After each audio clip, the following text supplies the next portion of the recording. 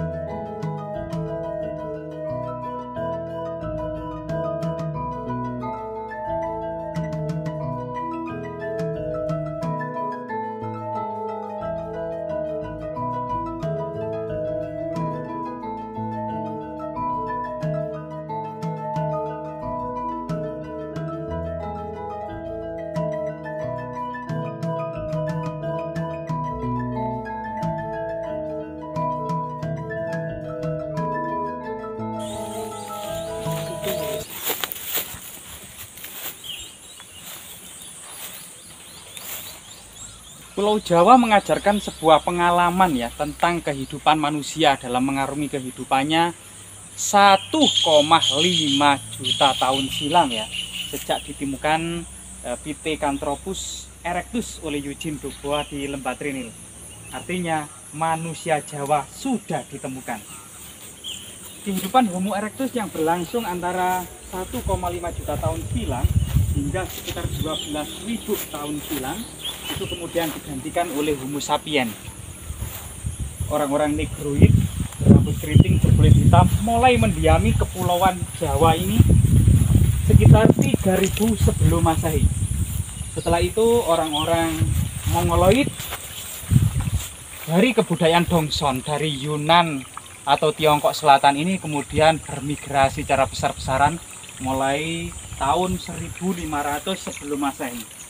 Dan migrasi kedua secara besar-besaran membawa kebudayaan Dongson, Nekara, Moko, Candrasa, Kapak Corong, Menhir, Dolmen, dan berbagai macam bentuk-bentuk kebudayaan megalitik lainnya mulai tahun 500 sebelum Masehi.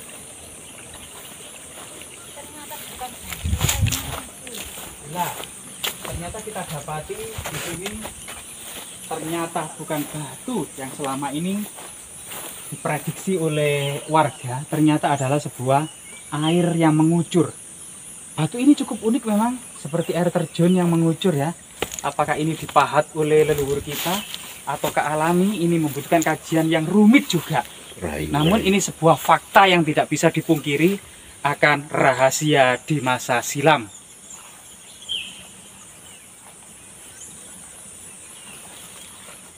Menurut penuturan warga, di lokasi ini ada semacam istana bawah tanah yang konon katanya tempat menyimpan harta karun serta dijaga sosok ular naga. Bagi masyarakat pegunungan seperti ini, terutama di lereng Gunung Welirang yang pernah menjadi pusat kajian megalitik masa prasejarah oleh Van Heckeren, bukanlah mustahil jika kita banyak menemukan jejak-jejak peradaban masa lalu.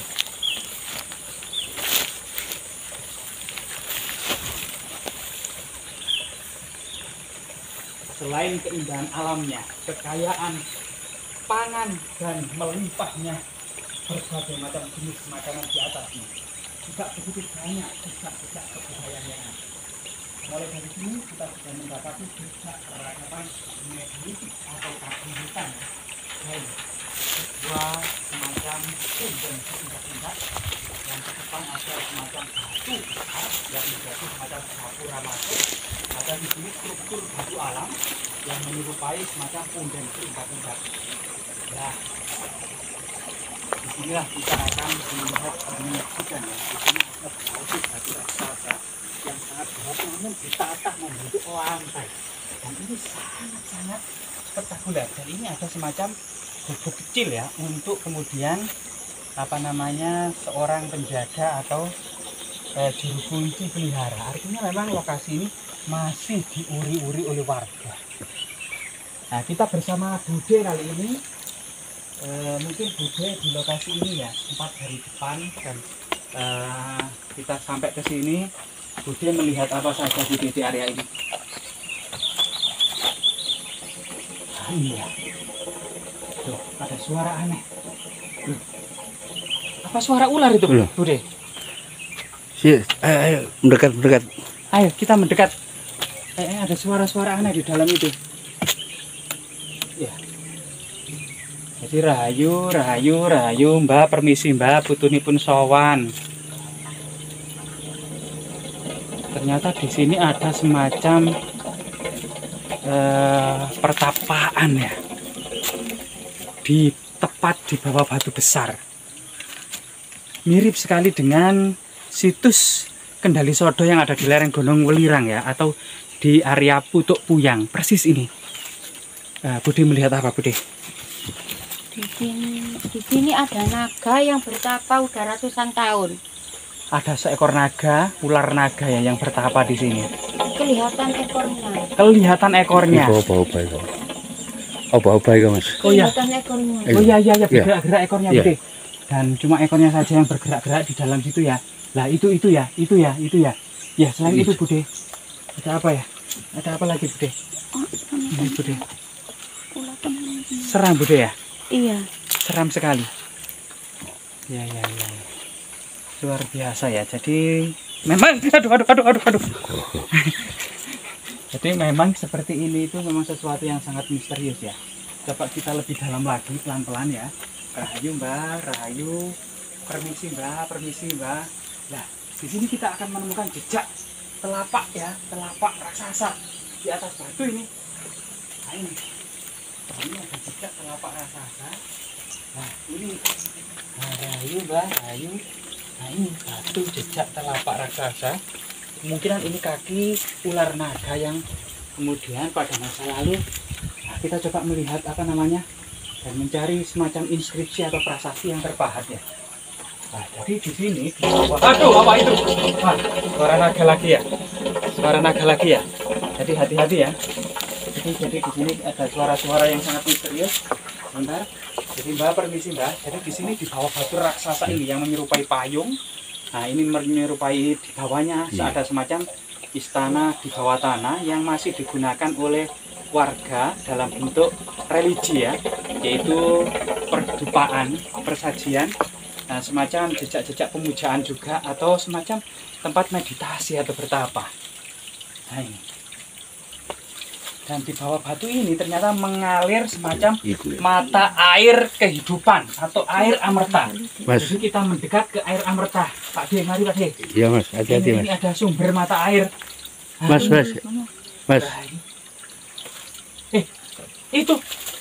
Itu kok apa Pak D?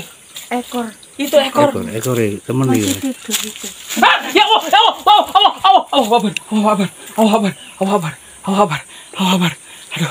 Aduh. Jadi itu ya, warna hitam itu ya? Iya, hitam. Itu sangat besar itu ekornya. Jadi kita dekatkan. Jadi itu sangat besar sekali itu, teman-teman. Jadi pelan-pelan ya. Jadi ini ya, itu akan terlihat ya ekornya. dan itu masuk ke dalam lubang. Nah, di sini memang memiliki suara ya. Nah, kemudian ini suara air ya. Jadi luar biasa. Nah, ini memang sebuah situs yang tiada duanya ya. Bahkan memang di Donggala ini ada semacam fragmen yang kita temukan ya. Nah ini Pak D, kita menemukan fragmen Pak D. Jadi kita menemukan fragmen. Nah ini adalah jejak-jejak peradaban masa lampau. Ini kemungkinan fragmen apa ya ini ya? Kok sangat tebal sekali ya. Jadi ini semacam terakota, bukan batu ini loh. Ini terakota dan di sini ada hiasan semacam sulur gelung. Sulur gelung ini menandakan ini pernah digunakan pada masa Majapahit. Sedangkan memang lokasi ini kita tidak mendapati batu candi maupun batu batakuna, belum kita temukan. Namun di sini terakota kita temukan ya, terakota ini di area ini. Jadi terakota ini diduga memang masa Majapahit.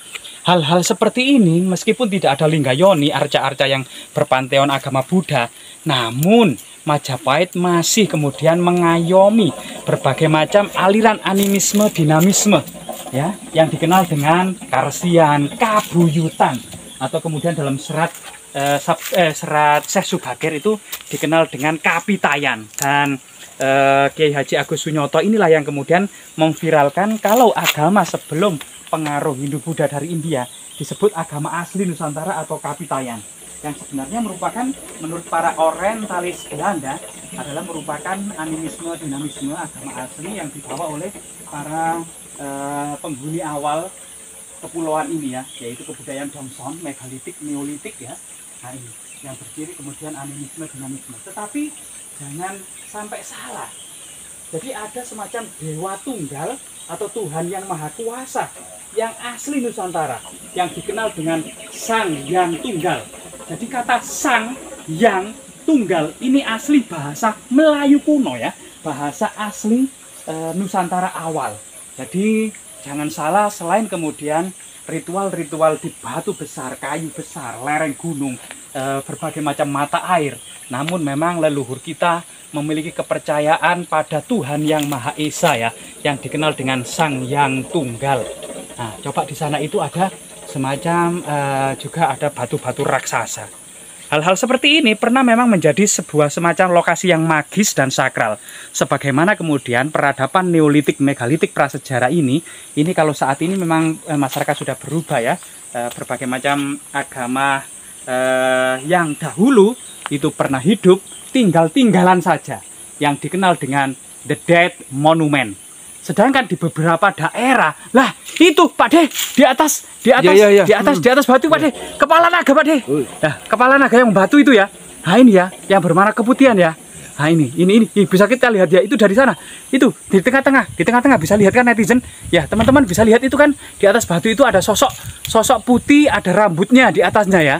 Nah ini, dan memang di beberapa kepulauan di Nusantara seperti di Nias, di Toraja, beberapa di daerah di Bali gitu ya. Nah ini masih berlangsung peradaban Neolitik, megalitik, belum terpengaruh oleh agama Hindu Buddha yang dikenal dengan istilah-istilah dalam bidang arkeologi atau sejarah the living megalithic tradition. Dan ini semoga bermanfaat ya, hal-hal seperti ini, dan ini tetap menjadi misteri sebelum kemudian menjadi pusat kajian dari para ahli.